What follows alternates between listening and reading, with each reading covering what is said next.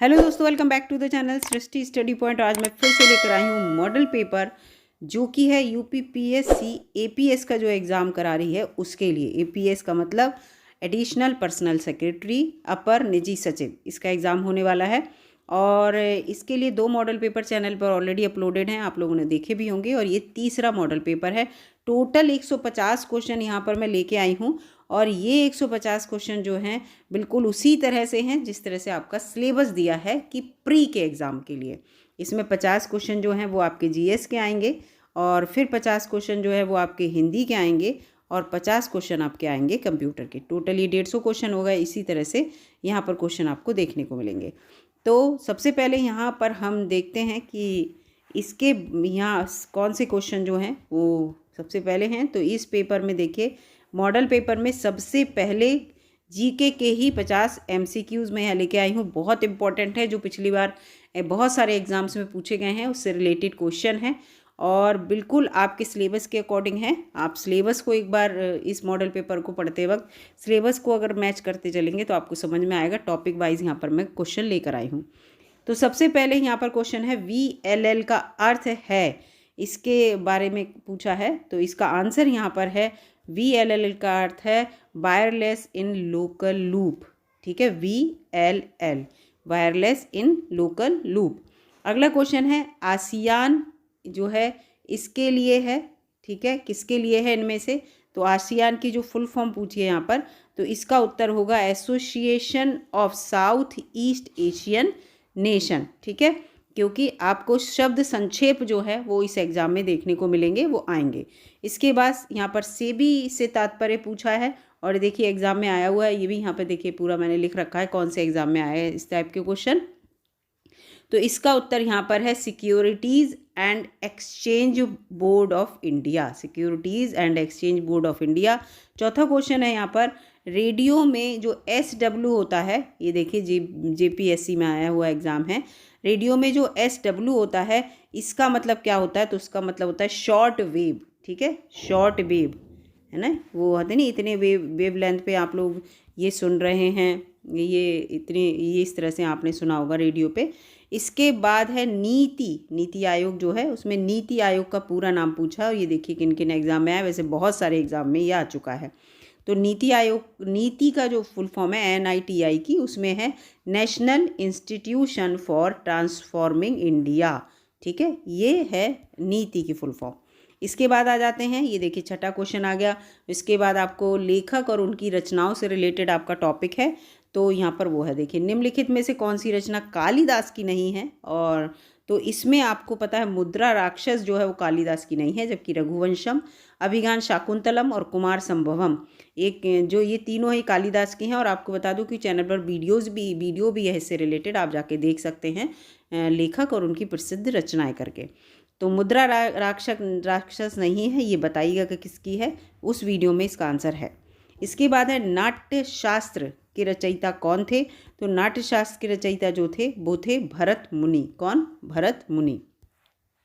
इसके बाद है जयदेव द्वारा लिखित ग्रंथ कौन सा है? तो उनके द्वारा लिखित ग्रंथ है गीत गोविंद। जयदेव के द्वारा लिखित ग्रंथ गीत गोविंद है।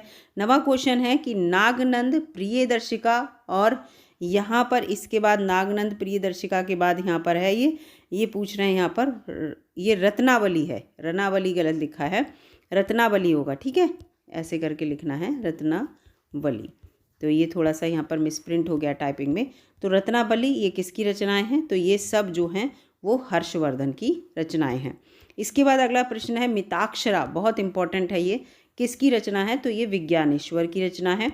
अगला यहाँ पर क्वेश्चन आ गया, ये देखिए, ये हिस्ट्री से रिलेटेड क्वेश्चन आ गए। अब निम्नलिखित में समुद्रगुप्त के बारे में कौन सा कथन जो है वो गलत है?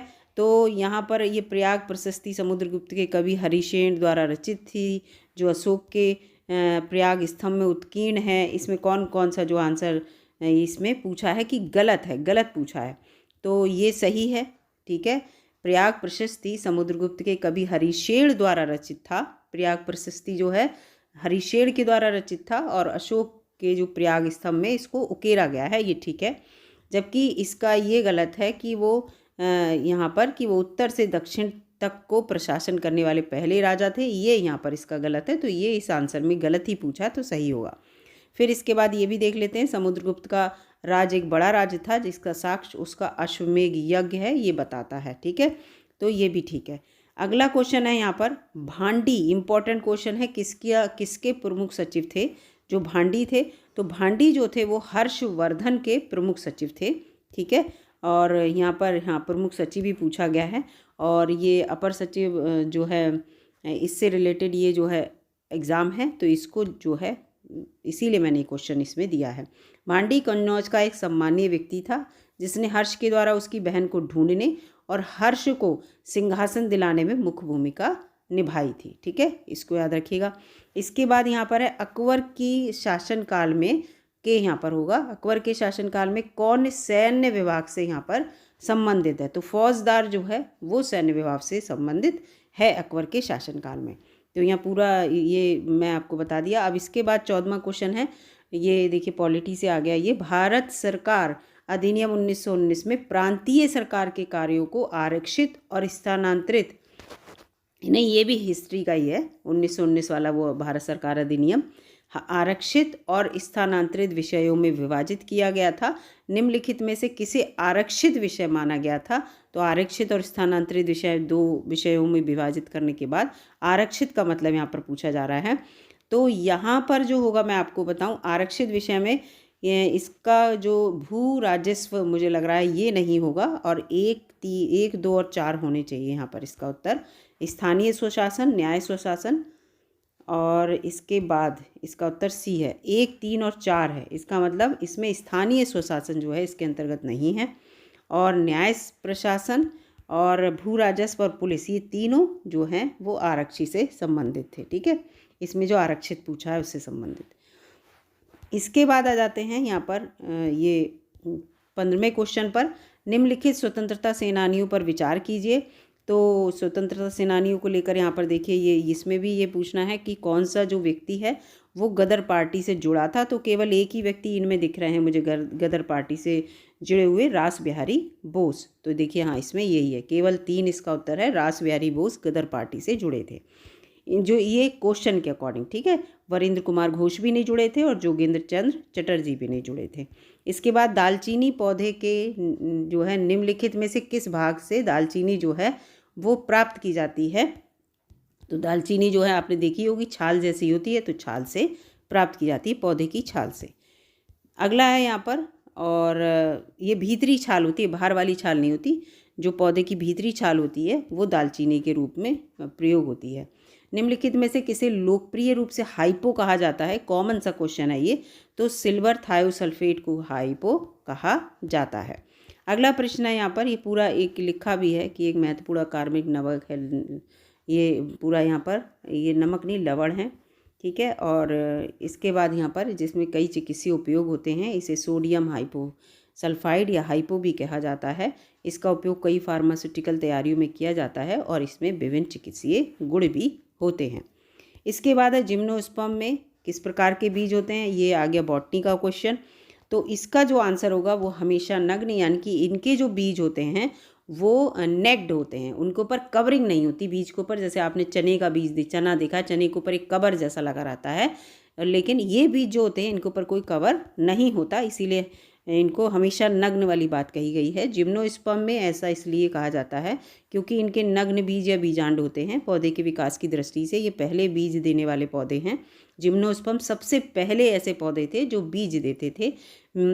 और ठीक है, और इसके बाद एंजियोस्पर्म जो होते हैं, एंजियोस्पर्म वो होते हैं जिनके बीजांड जो हैं वो ढके रहते हैं, यानी कि जैसे उनके बीज के ऊपर जो है कवरिंग लगी रहती है। अगला यहाँ पर है, निम्नलिखित में से किस बीमारी की ऊष्मायन अवधि, यानी कि जो इंक्यूबेशन पीरियड होता है किसी भी बीमारी का, मतलब अपनी पीक पर पहुंचने का टाइम जो होता है कि सबसे ज़्यादा वो बॉडी पे असर कब करती है बीमारी। जैसे फीवर आपको हल्का आ रहा, कभी ऐसा होता है बहुत तेज़ फीवर आता है, तो उसके बारे में पूछा जा रहा है। अन्य बीमारियों की तुलना में उसकी जो इंक्यूबेशन पीरियड होता है वो कम होता है, तो वो इन्फ्लुएंजा का जो है कम होता है। इसका 1 या 2 दिन इस तरह से रहता है, ये देखिए 1 या 2 दिन होता है। बाकी जो है 6 से 15 दिन, कोई भी जैसे कंठमाला हो जाए और इसमें जो बीमारियां दी हैं, खसरा है, चेचक है, ये आपने देखा 15-15 दिन तक आपके ऊपर असर डालती हैं, 4-4, 5-5, 6-6 दिन तक फीवर आता रहता है। तो ये वो बात है। इसके बाद है घड़ी के स्प्रिंग में किस प्रकार की ऊर्जा संग्रहित होती है, तो उसमें जो है स्थितिज ऊर्जा जो है घड़ी के स्प्रिंग में संग्रहित होती है, और इसके बारे में यहाँ डिटेल में भी दे रखा है। इसके बाद यहाँ पर अगले क्वेश्चन में आ जाते हैं, भारत में चंदन की लकड़ी के लिए प्रसिद्ध राज्य कौन सा है? चंदन की लकड़ी कहाँ पर मिलती है? तो वो कर्नाटक में मिलती है। अगला प्रश्न है यहाँ पर, राष्ट्रीय वन अनुसंधान संस्थान कहाँ पर स्थित है? तो ये जो है वो देहरादून में स्थित है। और मैं आपको बता दूं कि इन क्वेश्चन की जो कुछ की मैंने डिटेल दे दी है जब मुझे मिल गई थी, और वैसे बच्चे ये कह रहे थे कि डायरेक्ट आंसर बताइए मॉडल पेपर में, केवल ये देखना चाहते हैं किस टाइप के क्वेश्चन आते हैं। तो ये मैंने क्वेश्चन बिल्कुल आपके सिलेबस के हर टॉपिक के अनुसार लिए गए हैं। और आप देखिए क्वेश्चन हर टाइप का मैंने लिया है, जैसे अनुसंधान केंद्र, तो आपके दिमाग में आएगा कि जितने भी अनुसंधान केंद्र हैं एक बार उनको रट लिया जाए, या कोई भी पेड़ है उससे हमें क्या लाभ है वो रट लिया जाए, कोई बीमारी है उसको रट लिया जाए। तो इसको इस तरह से आपको क्वेश्चन देखने को मिलेंगे।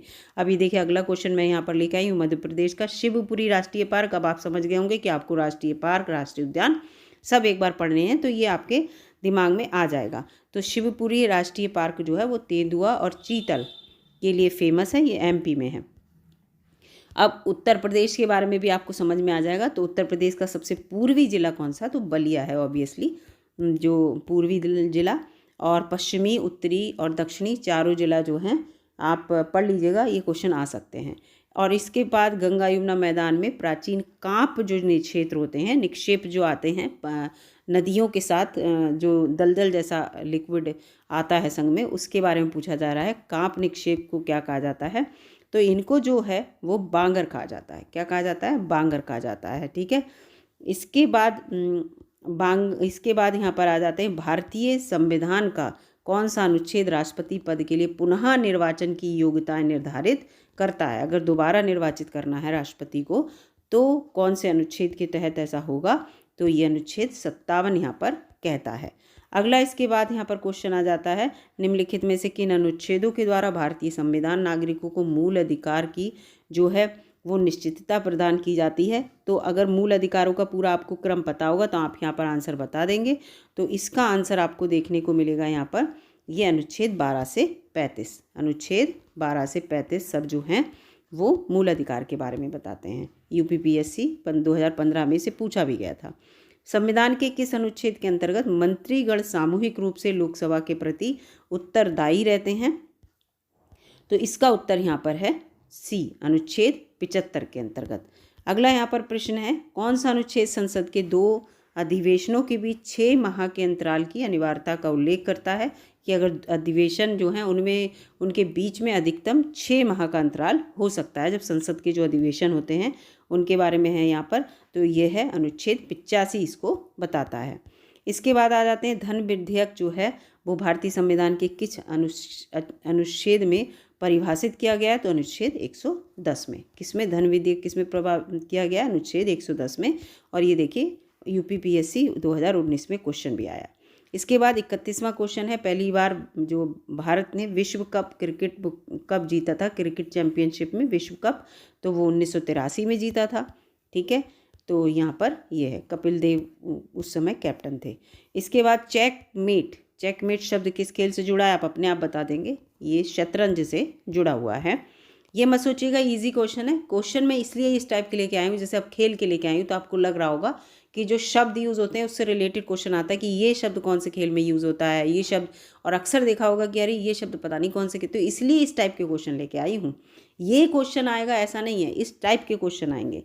फुटबॉल के गोल पोस्ट की चौड़ाई कितनी होती है? अब देखिए मैं ग्राउंड की चौड़ाई और लंबाई के बारे में यहाँ पर क्वेश्चन लेके आ गई हूँ। तो इसका उत्तर यहाँ पर है बी, 24.66 फीट। ठीक है। इसके बाद है, बुल फाइटिंग किस देश का राष्ट्रीय खेल है? बुल फाइटिंग जो होती है तो वो है स्पेन का। किसका है? स्पेन का राष्ट्रीय खेल है। इसके बाद आ जाते हैं, राष्ट्रीय खेल दिवस कब मनाया जाता है? इंपॉर्टेंट क्वेश्चन है, लेकिन कॉमन भी क्वेश्चन है। 29 अगस्त को मनाया जाता है। मेजर ध्यानचंद की बर्थडे उस दिन होता है उनके अकॉर्डिंग। इसके बाद है, मीर मोहम्मद खान, जिस व्यक्ति को शेर शाह सूरी के मकबरे के निर्माण का श्रेय दिया जाता है वो कौन था? ठीक है, मीर मोहम्मद खान। तो वो जो था वो शेर शाह सूरी के दरबार में एक वास्तुकार था, मीर मोहम्मद खान, जिसने शेर शाह की जो है मकबरा बनवाया था। ठीक है ना, मकबरा बनवाया था, ये लिखा है पूरा। इसके बाद है मध्य प्रदेश के किस पर्यटन स्थल की खोज जेम्स फोर्सिथ ने की थी? कौन सा ऐसा पर्यटन स्थल है मध्य प्रदेश में? और इसका उत्तर है पंचमढ़ी। पंचमढ़ी की खोज किसने की थी? जेम्स फोर्सिथ ने। पूरा ये लिखा है। और एकमात्र हिल स्टेशन है मध्य प्रदेश का ये पंचमढ़ी, और पर्यटकों का आकर्षण का जो है वो केंद्र है। 1858 में जेम्स फोर्सिथ ने इसकी खोज की थी, जब अंग्रेज़ों का हमारे ऊपर शासन था तब की बात है ये। वो लोग हिल स्टेशन जो है ज़्यादा जल्दी खोजते थे, क्योंकि गर्मी वाले स्थान पे वो रह नहीं पाते थे। इसके बाद है भारत में प्राचीनतम तारामंडल ग्रह कहाँ पर है? और तो ये जो है वो कोलकाता में है। कहाँ पर है प्राचीनतम तारामंडल ग्रह? कोलकाता में। ग्वालियर का किला किसने बनवाया था? तो ग्वालियर का किला जो है वो राजा मानसिंह तोमर ने बनवाया था, ग्वालियर का किला। अगला प्रश्न है, उत्तर प्रदेश में जैन और बौद्ध दोनों धर्मों के लिए एक प्रसिद्ध तीर्थ स्थल जो है वो कौन सा है? तो वो जो है यहाँ पर कौशाम्बी है। कौन सा है? कौशाम्बी है। अगला यहाँ पर प्रश्न है, हाल ही में कौन सा देश उष्ण कटिबंधीय तूफान इडालिया प्रोनाउंस कर रहे हैं कुछ लोग, कुछ और थोड़ा अलग से भी प्रोनाउंस करते हैं, इडालिया से प्रभावित हुआ? कौन सा देश ऐसा था? तो वो जो था क्यूबा था। कौन सा देश था? क्यूबा जो था वो इससे प्रभावित था। और ये पूरा यहाँ पर इसके बारे में मैंने दे दिया। देखिए इडालिया भी बोलते हैं कुछ लोग। तो पश्चिमी क्यूबा में आया था, ये तबाही मचाई थी। फ्लोरिडा में खाड़ी तट की ओर बढ़ते हुए इसके बड़े तूफान में इसको बदलने की संभावना हुई थी, और हुआ भी था ऐसा। अधिकारियों के द्वारा जो है आदेश दिया गया, और यहाँ पर जो था काफ़ी दूर तक इसका असर रहा। इसके बाद है एक नया वैश्विक data platform marine sand watch किस संस्था के तहत विकसित किया गया है? ये करंट अफेयर के क्वेश्चन आ गए। तो ये जो है UNEP के द्वारा, संयुक्त राष्ट्र पर्यावरण कार्यक्रम, UNEP जो होता है, ठीक है, यूनाइटेड नेशन एनवायरमेंटल प्रोग्राम जो होता है, उसके द्वारा जो है ये जो मरीन सैंड वॉच है, यानी कि जो समुद्र के नीचे की रेत है ना, उसकी कमी हो रही है, उसकी लोग खुदाई कर रहे हैं, उसको लेकर यहाँ पर खुलासा किया गया है।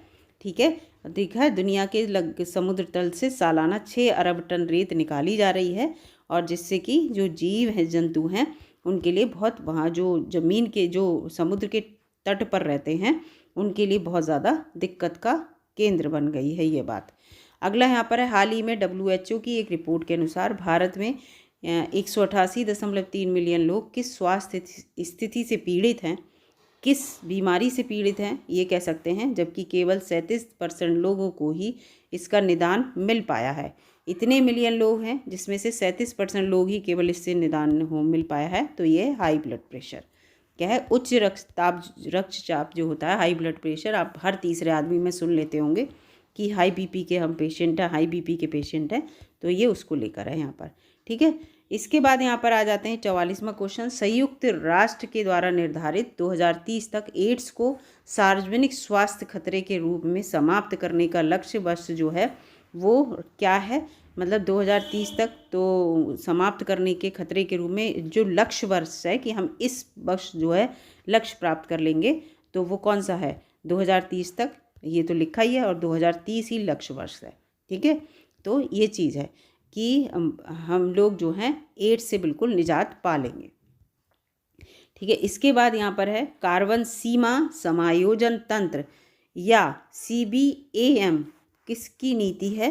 कार्बन सीमा समायोजन, कार्बन की जो सीमा है उसको समायोजित किया जाए, या CBAM इसका नाम है। तो ये यूरोपीय संघ की जो है वो पहल है, उसी का कार्यक्रम है, उसी की नीति है। ठीक है, तो इसको याद रखिएगा, CBAM। ठीक है, तो यहाँ पर इस तरह से ये जो है आपको याद रहेगा कि कार्बन जो है उससे उत्सर्जन ज़्यादा ना हो, उसका एडजस्टमेंट हो कि बस यहीं तक कार्बन को आप उत्सर्जित करेंगे। और बहुत सारे ऐसे जो हमारे उत्पाद हैं जिनसे कार्बन बहुत ज़्यादा निकलता है, ऊर्जा की आवश्यकता ज़्यादा होती है, तो उनको भी कंट्रोल किया जाए। ठीक है, इस चीज़ को यहाँ पर कहा गया है, ये सब इसमें लिखा हुआ है। इसके बाद 46 से 50 तक क्वेश्चन, ये 45 थे, 5 क्वेश्चन जो हैं वो आपको बता दूं, आपको डेफिनेटली मैथ्स के देखने को मिलेंगे।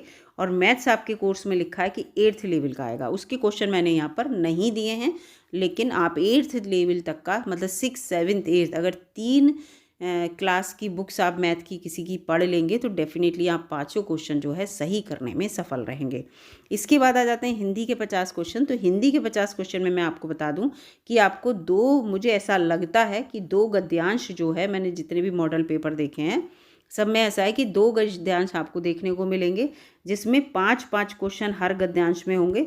तो 10 क्वेश्चन आपको उस गद्यांश से देखने को मिलेंगे। गद्यांश भी मैंने यहाँ नहीं दिया क्योंकि वो काफ़ी टाइम कंज्यूमिंग रहता है। और गद्यांश जो है, गद्यांश तो यह है कि जब आप वहाँ पढ़ेंगे तो आपको ज़्यादातर आंसर उसमें देखने को मिल जाते हैं, 1 या 2 आंसर भले ही गलत हो जाए। तो गद्यांश इसलिए मैंने यहाँ पर नहीं दिया, और गद्यांश को ज़्यादा पढ़ने की आपको ज़रूरत भी नहीं है। इसके बाद तो 60 ये क्वेश्चन हो गए, क्योंकि 50 वो होगा, 10 ये गद्यांश के मैंने हटा दिए 60। अब 61 पे आते हैं। अनौपचारिक पत्र के किस भाग में प्यार के साथ का प्रयोग किया जाता है? कि आप कोई अनौपचारिक पत्र लिख रहे हैं किसी के लिए, ऐसे इनफॉर्मल लेटर अपने किसी फ्रेंड को, तो कब लिखेंगे? प्यार के साथ। तो लास्ट में ही लिखते हैं, है ना, सप्रेम या प्यार के साथ फिर अपना नाम लिख देंगे, तो वो समापन के टाइम पे लिखा जाता है। इसके बाद आप औपचारिक पत्र के प्राप्तकर्ता को कैसे संबोधित करेंगे? आप अगर किसी को अनौपचारिक पत्र की बात हो रही है, मतलब जिसमें आपको फॉर्मेलिटी नहीं करनी पड़ रही है, तो आप ऐसे ही लिखेंगे, मेरे प्रिय, माई डियर, ये बात इस तरह से, तो वो अनौपचारिक पत्र में है। इसके बाद प्राप्तकर्ता पर वांछित प्रभाव डालने के लिए पत्र कैसा होना चाहिए? अगर आप चाहते हैं कि जिसको आप लेटर भेज रहे हैं उसके लिए किस तरह का प्रभाव डालना है, तो लेटर कैसा हो? एक तो बिल्कुल उचित हो, है ना, भाषा उसकी सटीक और प्रासंगिक भाषा हो, और व्याकरणिक रूप से आपने सही शब्दों का चयन किया हो और अच्छे शब्दों का चयन किया हो, तो उपरोक्त सभी, इसका डी जो है वो उत्तर यहाँ पर होगा। इसके बाद है, निम्नलिखित में से कौन सा एक प्रकार का पत्र नहीं है? जो कौन सा? तो इसमें जो है मैं आपको बता दूं, मौखिक कोई पत्र नहीं होता, जबकि व्यावसायिक, औपचारिक और व्यक्तिगत पत्र होते हैं। मौखिक तो मुंह से बोल के हम किसी से बात कर रहे हैं। आप औपचारिक पत्र के मुख्य भाग को कैसे समाप्त करते हैं? आप मान लीजिए आपका जो औपचारिक, तो आप मतलब पूरे मुख्य भाग को समाप्त करेंगे तो आप लिखेंगे स्नेहपूर्ण पूर्वक आपका, फिर आप नाम लिखेंगे, है ना, औपचारिक पत्र को लेकर।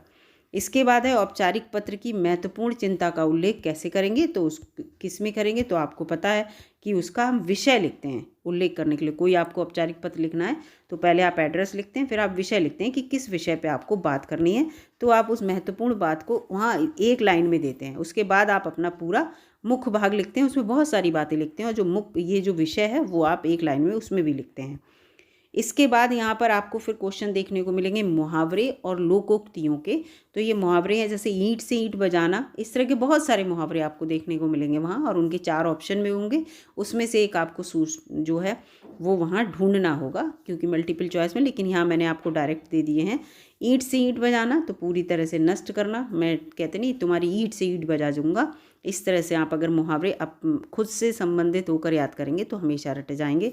खून पसीना एक कर देना, यानी कि मैंने इस काम में खून पसीना एक कर दिया, कड़ी मेहनत की। टोपी उछालना का मतलब है आपने मेरी टोपी उछाल दी, पगड़ी उछाल दी, इस तरह से कोई भी आता है तो वो अपमानित करना है। इसका वाक्य प्रयोग में भी आ सकता है, और उसको ऐसा हो सकता है कि अंडरलाइन किया हो ईंट से ईंट बजाना, और कहा हो कि जो रेखांकित वाक्य है इसका अर्थ बताइए, इस तरह से भी आ सकता है कि पूरे पैराग्राफ में लिखा रहा हो, उसको अंडरलाइन किया हो सकता है। आपको जो ऊपर जो वाक्यांश दिया हो उसमें ये क्वेश्चन दे रखा, जो आपको पूरा पैराग्राफ देंगे हिंदी का, तो हो सकता है कि उसमें आपको इस टाइप के क्वेश्चन जोड़ कर दे दें। तो इस चीज़ को लेकर बिल्कुल सजग रहिएगा कि आपको जो है दिमाग में रखना है कि क्वेश्चन क्या पूछा जा रहा है। ये लोकोक्तियाँ आ गई, अपनी अपनी ढपली, अपना अपना राग, तो आप मतलब अपने विचारों का बेमेल होना, वो अपने विचारों में, वो अपने विचारों में। अशर्फियाँ लुटाकर कोयले पर मोहर लगाना, यानी कि कीमती चीज़ को भूल गए और तुच्छ चीज़ों को बचा रहे हैं, है ना, तो भूल यहाँ पर होगा, ये जो है भूल होगा। अगला यहाँ पर प्रश्न है, भागते चोर या भूत की लंगोटी ही सही, यानी कि कुछ नहीं मिल रहा है तो जो मिल गया वही अच्छा, तो ये यहाँ पर वो ये है। तो इसमें भी यही है कि पूरे वाक्य में आपको दे दिया जाए और आपको कहा जाए इसका अर्थ बताओ, या ऐसा भी हो सकता है कि आपको ये इस तरह से दे दिया और इसका वाक्य प्रयोग दे दिया और कहा हो कौन से वाक्य प्रयोग में बिल्कुल सटीक बैठ रहा है, तो इस चीज़ से क्वेश्चन आ सकते हैं। इसके बाद है यहाँ पर ये वाक्यांश के लिए एक शब्द, तो मोक्ष की इच्छा रखने वाला मुमुक्षु, जिसकी आशा ना की गई हो अप्रत्याशित होता है वो। वह भाई जो अन्य माता से उत्पन्न हुआ हो, और इसे अन्योदर कहते हैं, दूसरे के उदर से, उदर माने पेट से पैदा हुआ है। वह स्त्री जिसका पति परदेश से आने वाला हो, ये मुझे काफ़ी अच्छा लगा इसलिए मैंने ये दे दिया। तो इसमें क्या है, ये है आग, इसमें क्या है, आग मिस्यत पतिका, आग मिस्यत पतिका, ठीक है। तो आगमिस्यत कह लीजिए इसे, आगमिस्यत पतिका ऐसे करके। तो ये यहाँ पर इस तरह से दिया है। तो इस तरह से आपको ये सब देखने को मिलेंगे। इसके प्राचीन आदर्शों पे चलने वाला तो गतानुगतिक, ठीक है, गतानुगतिक।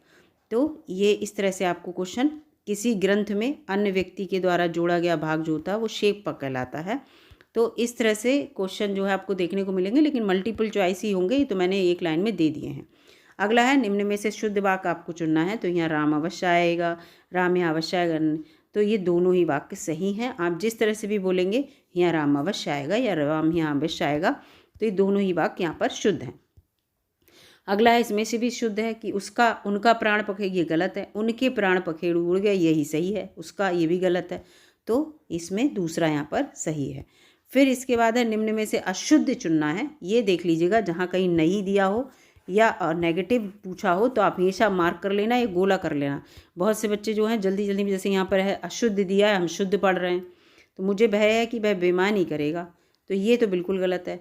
मुझे पता है कि वो बेईमानी करेगा, इस तरह से भय है कि क्या मतलब है, ठीक है। तो ये अशुद्ध है, जबकि तुम्हारा दुष्कृत दंडनीय है, बिल्कुल सही बात। पंडिताइन भली महिला, बिल्कुल सही है। तुम सब में राकेश बहुत श्रेष्ठ है ना, तो ये है, ये इसमें है। ये भी गलत हो सकता है, यहाँ पर बहुत श्रेष्ठ नहीं होता, श्रेष्ठ तो श्रेष्ठ है ही, हो सकता है ये गलत हो, यहाँ कन्फ्यूज़न है। राकेश श्रेष्ठ है, सबसे अच्छा, बहुत का मतलब क्या हुआ, तो ये गलत हो सकता है, ठीक है। अगला दोनों ही यहाँ कन्फ्यूजिंग है, ये दोनों ही मुझे गलत लग रहे हैं। थोड़ा बहुत जो है वहाँ का यहाँ का हटाना पड़ेगा, तो ये सही है, ठीक है, ये है। अगला है किस विकल्प में सही वाक्य की रचना है। तो चोर दोपहर में ही महल में घुस गया, ये चोर महल में, ये गलत है। तो ये वाला यहाँ पर सही है, चोर महल में दोपहर में ही घुस गया, ये गलत है। चोर दोपहर में ही महल में घुस गया, ये ठीक है पहला। इसके बाद है किस क्रमांक में यहाँ पर सही जो है वो वाक्य दिया हुआ है, कौन से नंबर पे। उसका प्राण पखेड़ उड़ गया, गलत है। उन्हें 39 क्या होता है, पुस्तकें चाहिए, गलत है। आपकी अंगुलियाँ मुझसे बड़ी हैं, अंगुलियाँ मुझसे बड़ी हैं, ये भी गलत है। मुझसे थोड़ी, मेरी अंगुलियों से बड़ी हैं, मुझसे नहीं। तो वह शायद कल गाड़ी से आए, ये ठीक है, क्योंकि वहाँ क्या है, आए, हो सकता है आए, ऐसा नहीं आएगा। इसके बाद है यहाँ पर सही वाक्य पूछा, कौन से क्रमांक का होगा। तो बेटी किसी दिन पराए घर का धन होगा, होगा क्या है, होगा गलत लिखा, होगी। वे लड़कियाँ और उनकी माँ आ गई, ये भी गलत है। इसके बाद मोहन या सोहन या बल्लभ, ये तीनों या लगा दिया, ये तो गलत है। इसका तुम्हें राजकुमार का एकांकी कैसा लगा, है ना, मतलब कि एकांकी कैसा लगा, तो ये ठीक है, ठीक है। अगला यहाँ पर है, फिर ये आएंगे पर्यायवाची। चिड़िया का पर्यायवाची, देखिए पर्यायवाची आएंगे, बिल्कुल आपको वैसे ही मिलेंगे, 4 ऑप्शन होंगे, उसमें एक होगा। या पर्यायवाची आपको 4 दिए हों, मिलान करने को भी आ सकते हैं, किसी भी तरह से हों, लेकिन क्वेश्चन आपको देखने को मिलेगा। टफ कर देंगे तो क्या करेंगे, एक में 4 पर्यायवाची दे देंगे और आपको मिलान करने को दे देंगे, तो एक क्वेश्चन में 4 पर्यायवाची वो लोग हैंडल कर लेंगे, है ना। तो चिड़िया के पर्यायवाची यहाँ मैंने दे दिए, पक्षी विहंग विहग, पखेरु परिंदा, खग शकुंत अंडज पतंग द्विज। ऐसी तर्कश के देखिए, तुड़ीर, निशंग तूड़ी, उपासंग और इशुगधि। नारी के देखिए, नारी का बहुत आता है, इसीलिए मैंने यहाँ पे दे दिया था। युवती, तरुणी, श्यामा, रमणी, प्रमदा, सुंदरी, स्त्री, औरत, वनिता, कांता, वामा, त्रिया, ललना, कामिनी, महिला, योषा, योषिता, त्रिया, मानवी, ये सब नारी के पर्यायवाची हैं, बहुत आते हैं इसीलिए। अब ये आगे देखिए, स्थावर का विलोम शब्द इस तरह से ही आएंगे, पर्यायवाची भी। तो स्थावर का विलोम शब्द आप सबको पता है, जंगम होता है, जंगम का स्थावर। अगला है, फिर यहाँ पर ये देखिए, ये आ गया, रेखांकित छपे शब्द के लिए उपयुक्त विलोम शब्द का चयन कीजिए। इन्होंने पूरा दे दिया, वह अपने विषय के का पूर्ण अभिज्ञ है, ठीक है। पूर्ण अभिज्ञ मतलब जानता है। तो अब इसका यहाँ पर वो कह रहे हैं कि इसका विलोम देना है, तो इन्होंने वाक्य में इसको लिख दिया, तो इसका क्या होगा, अनभिज्ञ है। अनभिज्ञ माने नहीं जानता है है ना। तो इसका विलोम ऐसे ही इसमें दे दिया, देखो इन्होंने ब्लैंक दे दिया, रिक्त स्थानों पे विलोम भरना है। यहाँ पर संपन्न व्यक्ति क्या है कि व्यथा नहीं जानता, ठीक है। तो कौन नहीं जानता? विपन्न व्यक्ति नहीं जानता संपन्न व्यक्ति की व्यथा, है ना। तो इस तरह से है ना। यहाँ पर लिखा है संपन्न व्यक्ति विपन्न व्यक्ति की, विपन्न व्यक्ति की यानी कि जो निर्धन या वैसा व्यक्ति है, ये कापे बड़ी की मात्रा, उसकी व्यथा जो है संपन्न व्यक्ति नहीं जानता, ठीक है। इस तरह से है। संपन्न जो होगा पैसे से, वो गरीब व्यक्ति की कहाँ व्यथा जानेगा। इसके बाद कलुष का विलोम क्या होगा? तो कलुष का विलोम जो होगा निष्कलुष होगा। क्या होगा? निष्कलुष। इसके बाद है चिरंजन का विलोम क्या है? मैंने ऐसे क्वेश्चन ही लिए हैं जो आपको थोड़े टफ लग रहे हों। यहाँ पर नश्वर होता है चिरंजन का, जो चिरंजीवी होता है नहीं, चिरंजीवी माने जो हमेशा जिए। उपमान का आप सभी को पता है, आपको अलंकार में आता होगा। उपमान का उपमेय होगा। इसके बाद फिर आपको आएंगे इंग्लिश के वर्ड दे रखे होंगे, चाहे वो आपको सेंटेंस में दे रखे हों और अंडरलाइन दिया हो कि जो रेखांकित वर्ड है, अंडरलाइन वर्ड है, उसका अर्थ बताइए, ये ऐसे दे सकते हैं। लेकिन हिंदी और इंग्लिश में अर्थ आने हैं। तो यहाँ पर मैंने ले रखे हैं कुछ क्वेश्चन, जैसे एक्वायर माने अधिग्रहण करना होता है। इसके बाद ये देखिए डिसीव माने जो होता है वो धोखा देना है। एंड्यूवर माने प्रयास करना है। इनॉर्मस माने विशाल है। तो इस तरह से आ जाएगा। एंड्यूवर लिखा होगा, कहेंगे इसका अर्थ बताइए। आपको 3 4 दे रखे होंगे ऑप्शन, उसमें से बताना होगा कि क्या है। तो इस तरह से ये काफ़ी आप थोड़ा याद कर लीजिए। वैसे तो लक के ऊपर है ये चीज़, मुझे लक के ऊपर लगती है कि इतना पढ़ के जाओ और कौन से फंसेंगे। अगला है झलक या अल्प परिचय, तो ग्लिम्स कहते हैं इसको, ग्लिम्स कहते हैं ना ग्लिम्स। किसी चीज़ के बताते हैं हम लोग की, देखिए ग्लिम्स तो छोटी छोटी झलकियाँ दिखाई जाती हैं। किसी से ईर्ष्या या दोष रखने को ग्रूड कहते हैं, ग्रूग, और कुछ लोग ग्रग भी बोलते हैं इसे, ठीक है, ग्रग भी बोलते हैं। किराया को फेयर कहते हैं, आप सभी को पता होगा। फिर इसके बाद आ जाते हैं कंप्यूटर के 50 क्वेश्चन, जो कि मैं इंग्लिश में ही लेके आई हूँ दोस्तों, ये मैं आपको बता दूँ, ठीक है। हिंदी में नहीं लाई हूँ, हिंदी में पिछली वीडियोस में थे, बहुत टफ थे पढ़ने में, समझने में बहुत टेंशन हो रही थी, तो इसलिए मैं इंग्लिश में लेके आई हूँ सारे question. Who is the father of computer? तो कंप्यूटर के फादर जो हैं वो चार्ल्स बेबेज हैं, आप सभी को पता है, लेकिन एक क्वेश्चन मैं लेके आई हूँ। अगला क्वेश्चन है which of the following is the correct abbreviation of computer? Computer की फुल फॉर्म को लेकर यहाँ पर कहा है, और ये रट भी लीजिएगा। तो करेक्ट एब्रीविएशन ऑफ कंप्यूटर जो है वो आपको दिखेगी यहाँ पर है commonly operated machines use in technical and education research, ये कंप्यूटर की फुल फॉर्म है। इसके बाद यहाँ पर है, ये देखिए पूरा डिटेल में है, इसमें मैं नहीं जा रही हूँ। यहाँ पर आपको अगर देखनी है तो पॉज करके पढ़ लीजिएगा। विच of the following is the correct definition of computer? अब डेफिनेशन पूछी है, एब्रीविएशन नहीं, डेफिनेशन पूछा है। तो डेफिनेशन जो है वो जितनी भी यहाँ पर जो दी हैं वो सारी डेफिनेशन कंप्यूटर के मामले में सही हैं। इसके बाद अगला क्वेश्चन आ जाता है which of the following languages does the computer understand? कौन सी लैंग्वेज जो है वो कंप्यूटर अंडरस्टैंड कर पाता है? तो computer understand only binary language को अंडरस्टैंड करता है, और कोई भी लैंग्वेज अंडरस्टैंड नहीं करता है। अगला क्वेश्चन है यहाँ पर which of the following services allow a user to log in to another computer? ठीक है, सर्विसेज अलाउ करती हैं यूज़र को log in to another computer somewhere on the internet. दूसरे कंप्यूटर पर लॉगिन करने के लिए अपना डाटा आपको करना है अगर कि हमें देखना है, तो वो टेलनेट कहलाता है। क्या कहलाता है? टेलनेट कहलाता है। अगला है यहाँ पर ए प्रोसेस इज़ आ,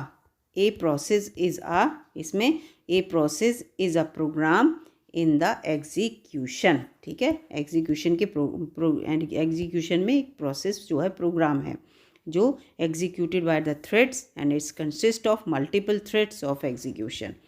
अगला है which of the following is extension of notepad? Notepad का एक्सटेंशन जो है वो कौन सा है इसमें? तो यहाँ पर इसका उत्तर होगा .txt, ये है .txt। अगला यहाँ पर है which of the following is an input device? ये क्वेश्चन बहुत आते हैं। इनपुट डिवाइस इसमें से कौन सी है जो कंप्यूटर में कुछ पुट करना होता है? तो कॉमन है, माउस जो है इनपुट डिवाइस है। और बिल्कुल सिलेबस के अकॉर्डिंग लेके आई हूँ मैं आपके कंप्यूटर क्वेश्चन, क्योंकि पिछली वीडियो में बच्चे कह रहे थे कि कंप्यूटर का इसमें क्वेश्चन जो है आउट ऑफ सिलेबस है, तो एक एक टॉपिक को देख कर मैंने इसमें क्वेश्चन लिए हैं।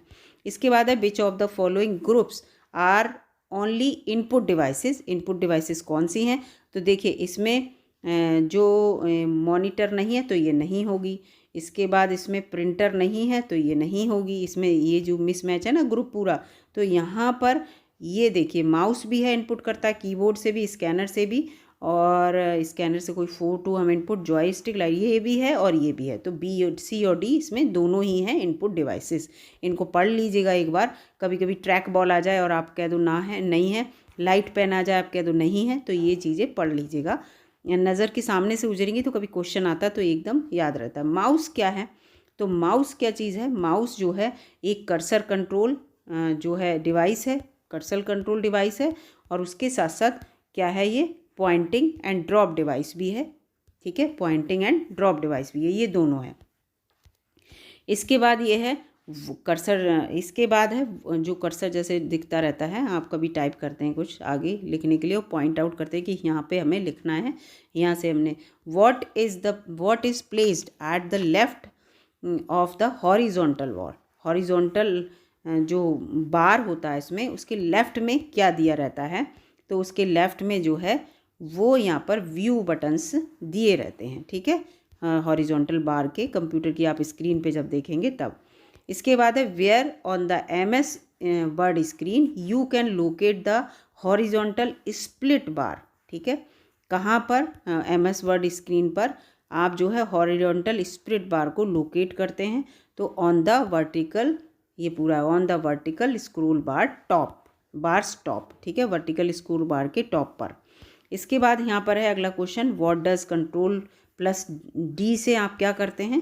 कंट्रोल प्लस डी जब आप शॉर्ट की पुट करते हैं, पुश करते हैं, तो क्या होता है, तो इसका आंसर है bookmarks of the URL is added and also content can be overwrite written in Google sheet and Microsoft Excel. ठीक है, बी इसका उत्तर होगा। अगला यहाँ पर है शॉर्टकट कंट्रोल प्लस H का यूज़ किस में किया जाता है, तो इसका जो इस्तेमाल है वो किया जाता है यहाँ पर, इनमें से किसी में नहीं किया जाता, जबकि कंट्रोल प्लस H का यूज़ जो है opening the find and replace the tool. ठीक है, opening the file and replace the tool option, और नहीं which lets user to search for the character words and phrases. ठीक है, and then replace it with something else, इस तरह से पूरा दे रखा है। And the following feature will be help to understand a lot better how this option works. ठीक है, तो इस तरह से आगे दिया था, वो मैंने दिया नहीं है, तो इसीलिए इसमें फॉलोइंग फीचर जो है वो इसमें दे रखा है, लेकिन मैंने इसको आगे फिर बहुत बड़ा था इसका जो इसके बारे में कंट्रोल प्लस H के बारे में, तो उसको मैंने यहाँ पर दिया नहीं। फिलहाल आप अच्छे से इसको पढ़ लीजिएगा, हो सकता है कुछ कन्फ्यूज़न हो। Which of these tool bars allow you to alter the font size. Font size जो होता है, हम कुछ लिखते हैं तो कितने साइज़ का हम अपना लिखा हुआ रखना चाह रहे हैं, उसको फॉन्ट साइज़ कहते हैं। तो इसमें जो है फॉर्मेटिंग के अंतर्गत ये आता है। किसके अंतर्गत आता है, फॉर्मेटिंग के अंतर्गत। अगला यहाँ पर है 116वां question, which of the following function key is use for doing the spelling check. Spelling check करना चाहते हैं तो कौन सी जो फंक्शनिंग की है हम उसका यूज़ करते हैं, तो वो जो होती है वो होती है F7। ठीक है, कभी हम कुछ करेक्शन देखना चाहते हैं कि स्पेलिंग सही है या नहीं है, उसको देखने के लिए। इसके बाद है how many column can you insert into a word document at most. ये बहुत इंपॉर्टेंट क्वेश्चन लगा। अगर आप वर्ड डॉक्यूमेंट कोई बना रहे हैं तो उसमें कितने आप कॉलम जो हैं ड्रॉ कर सकते हैं, तो केवल 63 कॉलम जो हैं वो आप उसमें यहाँ पर लिखा है इंसर्ट कर सकते हैं, 63। विच of the following can create a vertical divide between column. आप जैसे कॉलम है आपको उनको वर्टिकली डिवाइड करना चाह रहे हैं, तो किसके द्वारा इसमें करेंगे, तो ये मार्जिन कहलाता है। क्या कहलाता है, मार्जिन। अगला है यहाँ पर ये documents type face can be change bye selecting the following menu item. कौन से मेन्यू आइटम को सेलेक्ट करेंगे आप, तो इसमें है फॉर्मेट को। फॉर्मेट आप चेंज करना चाहते हैं तो कर लीजिए, जो भी आपने टाइप किया हुआ मैटर है उसके फॉर्मेट को। अगला है यहाँ पर What do we do to auto fit the width of the column? What do we do to auto fit? हमें जो कॉलम की विड्थ है उसको ऑटो फिट करना है कि बिल्कुल अपने ऑटोमेटिकली फिट हो जाए, तो हमें करना पड़ेगा राइट क्लिक को 2 बार ऑन द कॉलम सेज। कॉलम्स के जो किनारे होंगे उनके ऊपर 2 बार आपको क्लिक करना होगा, माउस से या कुछ भी है आपके पास उसके थ्रू, तो वो ऑटो फिट के कंडीशन में आएंगे। इसके बाद है which is permanently connected with internet around the bird. अगर अराउंड पूरे बर्ड में परमानेंटली जो कनेक्टेड इंटरनेट है वो किसके द्वारा है, तो वो आप सभी को पता है www के द्वारा। इसकी फुल फॉर्म अभी आपको बताऊंगी। फिर यहाँ पर है 4 टाइम्स W है, इसको याद रखिएगा, ऐसे आते हैं बहुत सारे क्वेश्चन। तो ये www इसका मतलब क्या है, तो इसका मतलब है वर्ल्ड वाइड वेब वॉर्म, ठीक है। तो ये इसका उत्तर है। अगला है a computer in internet is identified by, ठीक है, ऑन इंटरनेट, ठीक है। ए कंप्यूटर ऑन इंटरनेट पर एक कंप्यूटर को आइडेंटिफाई जो है वो IP एड्रेस के द्वारा किया जाता है। इसके बाद है which of the following is use to transmit information on the world wide web. World wide web पर जो इंफॉर्मेशन को कौन ट्रांसमिट करता है, तो HTTP करता है। इसकी फुल फॉर्म जो है वो फुल फॉर्म वाले जो मैंने शब्द संक्षेप वाले में वीडियो में देख लीजिएगा। Which one of the following is an example of an internet search engine. Internet search engine का एग्जाम्पल इसमें से कौन है, तो आप सभी को पता है गूगल है सर्च इंजन, तो इसका ये उत्तर है। वर्ल्ड वाइड वेब वॉज, ये आ गया www जो होता है उसकी फुल फॉर्म है ये world wide web. Is invented by, किसके द्वारा इन्वेंट किया गया, तो ये जो है वो इन्वेंट किया गया था टिम बार्नर्स ली के द्वारा। किसके द्वारा, टिम बार्नर्स ली के द्वारा। अगला है which of the following is not true regarding Java script. तो कौन सा जावा स्क्रिप्ट के लिए सही नहीं है, तो गलत है। तो जावा स्क्रिप्ट इवेंट ड्राइवन, ये इसके लिए गलत है, ठीक है। इसके बाद है A world wide web contains web pages. तो वेब पेजेस कंटेन करती हैं with links to other web pages, ठीक है, ये है, ठीक है, with links to other web pages. अगला क्वेश्चन है which of the following is not a means of personal communication on in the internet, ठीक है, not a means of personal communication on internet. तो इसमें है यहाँ पर इंस्टोनेट, वो इंस्टा नोट्स, ठीक है, क्या है, इंस्टा नोट्स। इसके बाद यहाँ पर है which of the following can not be a part of email address. कौन सा ईमेल एड्रेस का पार्ट नहीं है, जब हम किसी के लिए ईमेल एड्रेस लिखते हैं तो इसमें कौन सा पार्ट नहीं होता, एक इसमें केवल ये जो ब्रैकेट वाला होता है ना, स्पेस ऐसे करके, ये नहीं होता, कभी भी स्पेस आप नहीं देते हैं। ईमेल एड्रेस किसी का बनाते हैं, इसमें ब्रैकेट जैसा दे रखा है, आप स्पेस नहीं दे सकते। ईमेल एड्रेस आपको बिना स्पेस के ही बनाना होता है, ठीक है। आप किसी का भी ईमेल एड्रेस देख लीजिए, जबकि ये सारे चीज़ें आप इस्तेमाल कर सकते हैं। उसमें अंडरस्कोर लगा लेते हैं, पीरियड बीच में स्पेस दे देते हैं, ये सब लाइनें बना सकते हैं। इसके बाद है यहाँ पर व्हाट इज़ द इंटरनेट, ये क्वेश्चन आ गया। तो यहाँ पर इसका उत्तर है network connecting computers all over the world, ये है इंटरनेट। अगला है यहाँ पर व्हाट इज़ ईमेल। अब ईमेल क्या है, तो ईमेल जो है यहाँ पर वो है a method of exchanging messages via electronic device. Electronic device के द्वारा आप मैसेज एक्सचेंज करते हैं, वो ईमेल है। ईमेल की फुल फॉर्म क्या है यहाँ पूछ रहे हैं, तो इसका मतलब होता है इलेक्ट्रॉनिक मेल। ए इलेक्ट्रॉनिक मेल, तो ए इसका उत्तर होगा, ठीक है। इलेक्ट्रॉनिक, अच्छा हाँ, इसमें ऊपर गलत लिखी थी स्पेलिंग, इलेक्ट्रॉनिक मेल ही है, ये ऊपर इलेक्ट्रिकल मेल लिखी है, तो ये नहीं है, इलेक्ट्रॉनिक मेल होता है। इसके बाद है what is the URL of a website. एक वेबसाइट का जो है वेबसाइट का URL क्या है, ठीक है, तो it is a location of website on internet. URL जो है वो लोकेशन है वेबसाइट की इंटरनेट पर। इसके बाद URL की फुल फॉर्म भी दे रखी है, ये unified resource locator, unified resource locator. इसके बाद 135वां है अ web page on a website is created using HTML, true और फॉल्स, तो ये ट्रू है, ठीक है। इसके बाद यहाँ पर आ जाते हैं HTML is use to create a web page of a website. अगला है यहाँ पर A address of a website is also known as, जो वेबसाइट पर एड्रेस होता है उसको क्या कहते हैं, तो यहाँ पर URL कहते हैं। क्या कहते हैं, URL।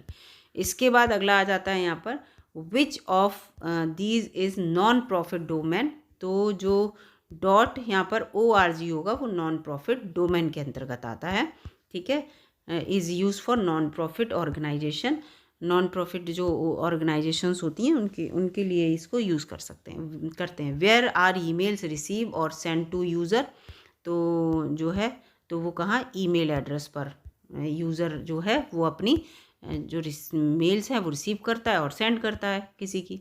अब देखिए करेक्ट ईमेल एड्रेस आ गया, इसमें स्पेस बिल्कुल नहीं दिया होगा, तो इसका आंसर यहाँ पर कौन सा होगा, जो यूज़र नेम है और @website.com है ना, यही तो होगा। तो यूज़र नेम @website.com किसी का भी है, आप फिर आप जैसे google.com वो gmail.com ऐसे लिखते हैं, नहीं लिखते हैं। ये देखिए किसी का ये इस तरह से बना, ये नेम है किसी का, फिर @ फिर ये वेबसाइट का नाम आ गया, फिर .com ये लग गया।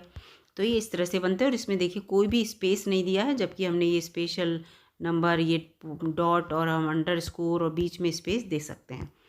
विच of these is an email provider. तो जीमेल जो है वो ईमेल प्रोवाइडर है, ठीक है।